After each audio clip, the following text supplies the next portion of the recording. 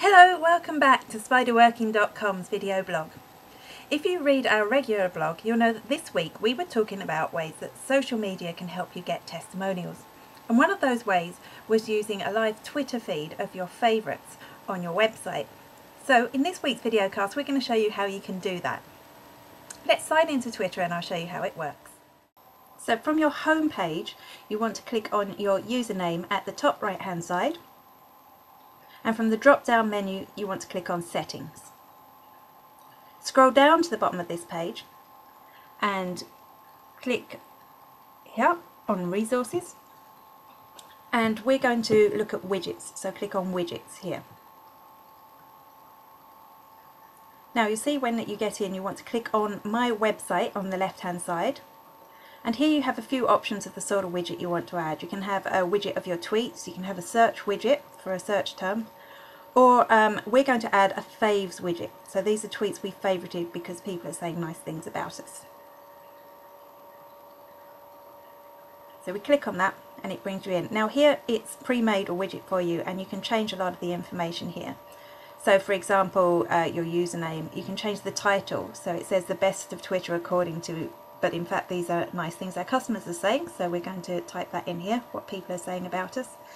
And where it says Amanda Webb, I'm changing that to spiderworking.com.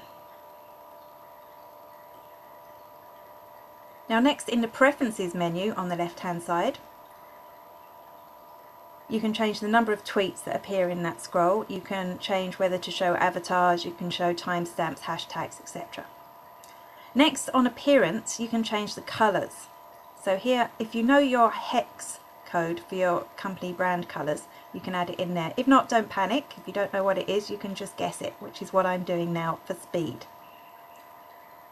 And you can change not only that colour there, but you can change the text colour, the background colour, etc.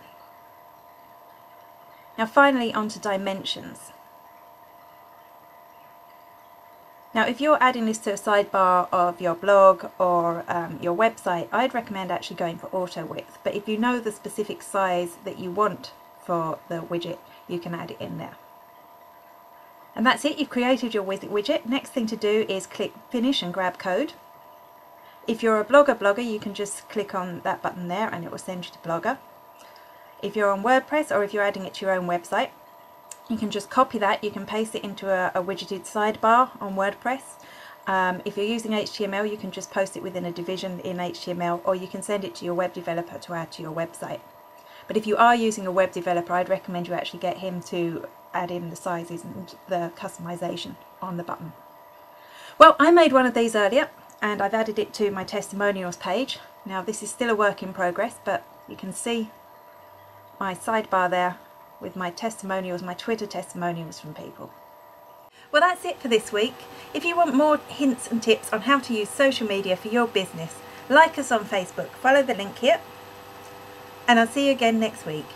Bye!